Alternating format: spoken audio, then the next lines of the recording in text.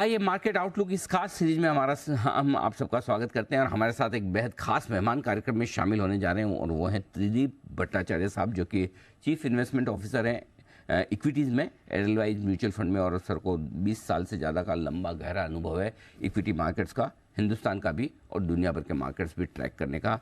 और Edelweiss mutual fund join करने के पहले सर एक्सिस म्यूचुअल फंड में थे, स्टेट स्ट्रीट ग्लोबल एडवाइजर्स और यूबीएस जैसी दिग्गज अंतर्राष्ट्रीय कंपनियों के साथ काम कर चुके, लंदन में भी काम कर चुके हैं। और आपने SP Jain institute of management से आपने बिजनेस मैनेजमेंट में पोस्ट ग्रेजुएशन किया है और आईआईटी खड़गपुर से सर ने बीटेक की डिग्री भी हासिल की है। सर बहुत बहुत स्वागत है। धन्यवाद प्रदीप सर हमें समय देने के लिए। सबसे पहले तो आपको और एडलवाइज म्यूचुअल फंड के आपके सभी सहयोगियों को और सारे आपके इन्वेस्टर्स को जन्माष्टमी की बहुत बहुत शुभकामनाएं सर।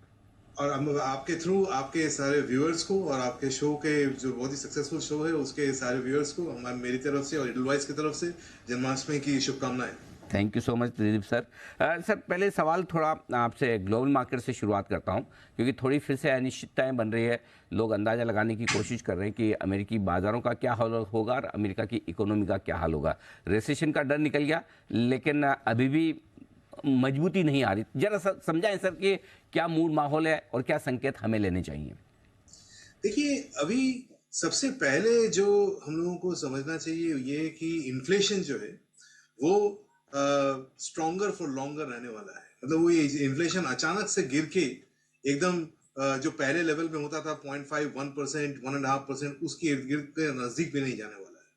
सो इसलिए जो पीकिंग ऑफ इंटरेस्ट रेट्स है, इंटरेस्ट रेट कहाँ पीक करेंगे उसका जो एक बड़ा सवाल है वो धीरे धीरे साल के शुरू में अगर शुरू से देखें तो वो पीछे ही हटता जा रहा है। और अभी अगर आप कंसेंसस एक्सपेक्टेशंस देखें वो मिडिल ऑफ नेक्स्ट ईयर तक हो गया है।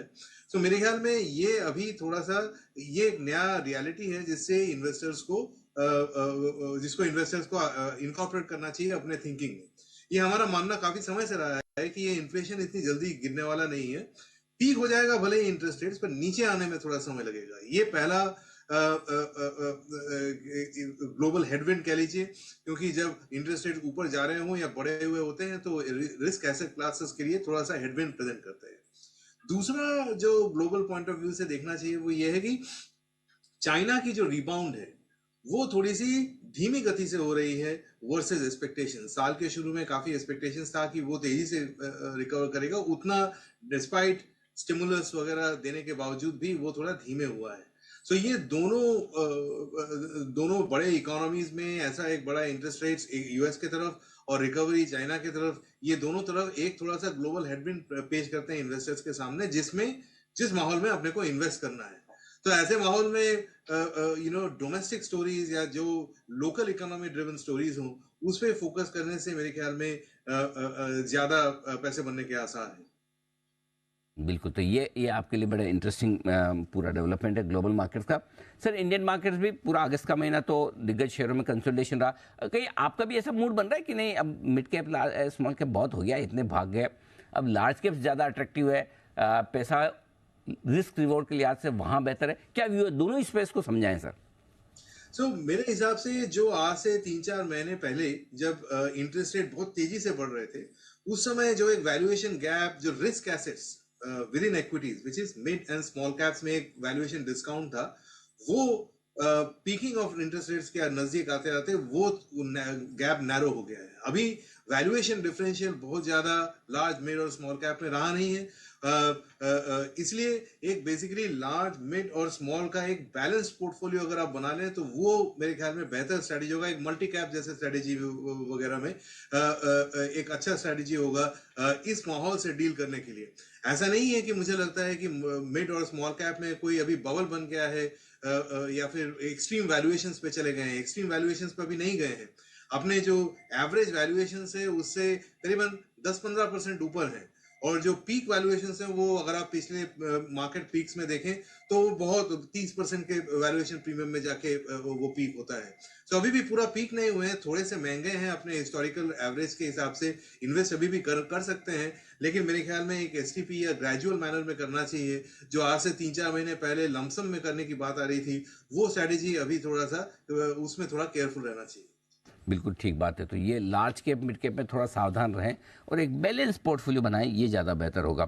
सर ज़रा समझाएं इंडियन मार्केट्स में जब हम अच्छी तेज़ी के साथ लाइफ हाई पर लगातार मिड कैप स्मॉल कैप शेयरों में ब्रॉडर मार्केट में ट्रेड कर रहे हैं, क्या पसंद है आपको? निवेश के मौके कहाँ दिख रहे हैं? क्योंकि आजकल एक नया ट्रेंड दिख रहा है सर, हर एक दिन कोई एक नया सेक्टर अचानक से फेवर में आएगा, 2-3 दिन चलेगा, वो ठंडा होगा, फिर दूसरे का नंबर, फिर तीसरे का नंबर, ये जो चर्निंग हो रही है, इसके हिसाब से बताएं सर, कहाँ निवेश करना ठीक है?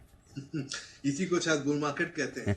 बट मेरे ख्याल में जैसे हमने हमने इंटरव्यू को बहुत अच्छे से शुरू किया मैक्रो पॉइंट ऑफ व्यू से, तो मैक्रो में इतने सारे हेडविंड्स हैं और इतने सारे अनसर्टेनिटीज हैं, उसको उसको ध्यान में रखते हुए मेरे हिसाब से जो हमने स्ट्रेटेजी बनाई है वो ये है कि वहां निवेश करें जहां, जिसको हम कहते हैं पॉकेट्स ऑफ अर्निंग्स रेजिलियंस, जहां के अर्निंग्स दुरुस्त हों, उस जगह पे अगर आप अपने पोर्टफोलियो को कॉन्सेंट्रेट करें तो ऐसे माहौल से निकलने के आसार बेहतर हो जाते हैं।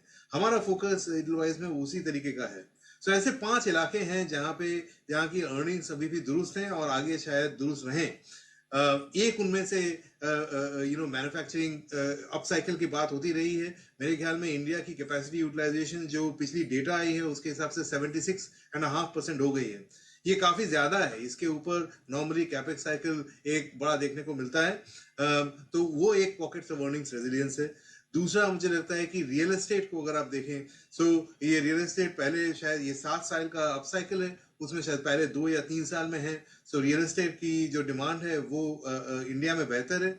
ये थोड़ा इंडिया स्पेसिफिक भी है, क्योंकि अगर आप चाइना में देखें या यूएस में देखें, वहाँ के रियल एस्टेट मार्केट की जो हाल है उससे हमारा बॉटम अप स्टोरी काफी बेहतर है।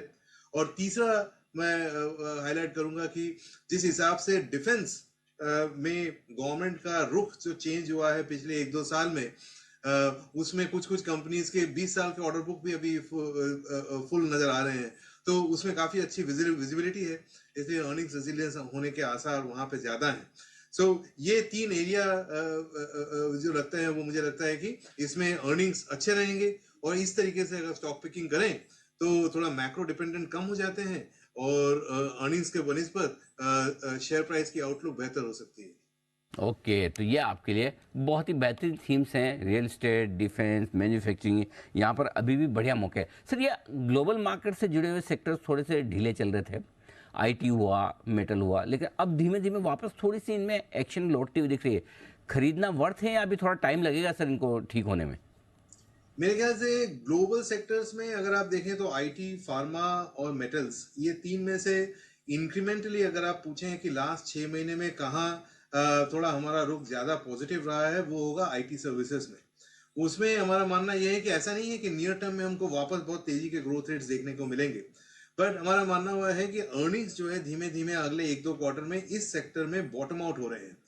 इस सेक्टर में थोड़ी स्टॉक पिकिंग की गुंजाइश है। हम शेयर प्राइसों में नजर रखते हैं, कभी जहाँ पे वीकनेस मिलती है या फिर कुछ मैक्रो कंसर्न आते हैं तो वहाँ हमने थोड़ा सा वेटेज बढ़ाया है। इस तरीके से हम इसको ऑपरेट कर रहे हैं। फार्मा में हम न्यूट्रल हैं और मेटल्स में हम लोग अंडरवेट रहेंगे ओवरऑल। आई नो कि ऑफ लेट थोड़ी सी तेजी आई है चाइना के ग्रोथ के चलते, पर थोड़ा सा लॉन्गर टर्म व्यू लें तो हमारी अभी भी उसमें अंडरवेट पोजीशन है।